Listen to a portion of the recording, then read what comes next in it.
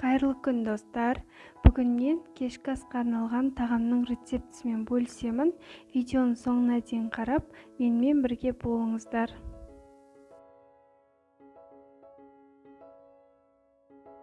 Ең алдымен қамырын елеп аламыз. Тұз суға жұмыртқаны және ұнды салып, жақсылап қамыр елеп аламыз.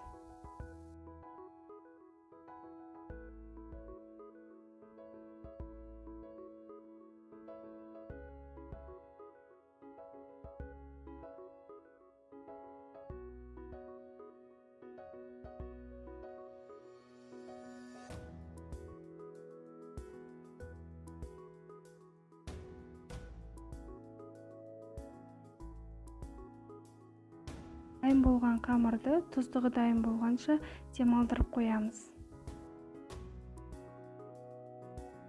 Және де тұздығын жасау үшін қызып тұрған майда осы видеода көрсетілген барлық ингредиенттерді қуырып, су құйып, дәміне қарай дәмдеуіштерін салып, тұздығын дайындап аламыз.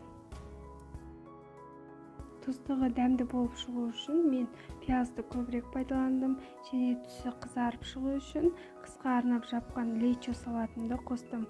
Сіздер оның орнына қызанақ немесе томат пастасын пайдалансаңыздар болады.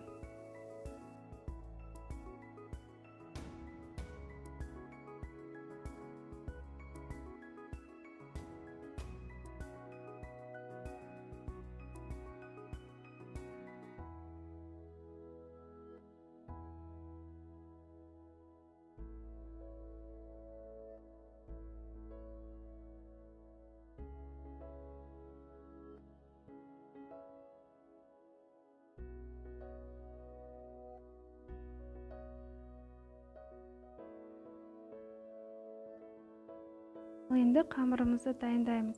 Қамырды жұқалап жайып, тым қатты жұқа етіп қажет емес. Еттің қамырындай етіп жайып, оны салқын жерде ұстаймыз. Беткі қабатты кепкенге дейін қамырды тым қатты кептіріп алуға болмайды, себебі қамырды кескен кезде ол сынып кетуі мүмкін.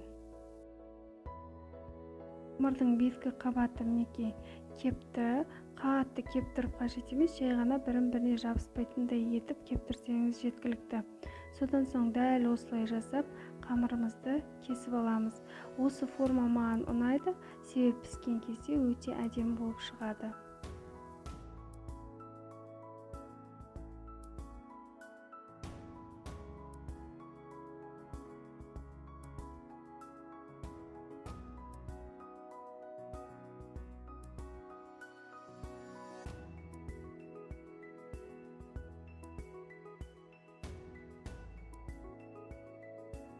Содан соң барлығын қайнап тұрған тұзды суда пісіріп аламыз.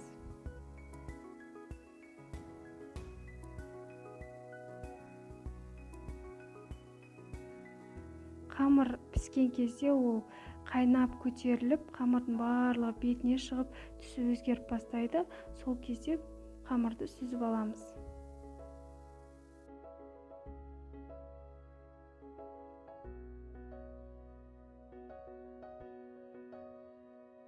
Содан соң қамырдың бетіне тұздығын құйып, әсемдеп, кешкі асқа немесе мерекелік кештерге арнап ұсынсаңыздар болады. Қамыры өздеріңіз видеода көріп тұрғандай жақсы ашылып тұр. Ол жағын уайымдап қажеті жоқ. Содан соң бетін әсемдеп, ас көк немесе көк пиязбен әсемдеп ұсынуға да болады. Осылай әп-әдемі болып шығады. Міндетті түрде жасап көріңіздер, және де видеоға пікір қалдырып, жүрекшені басуды ұмытпаңыздар.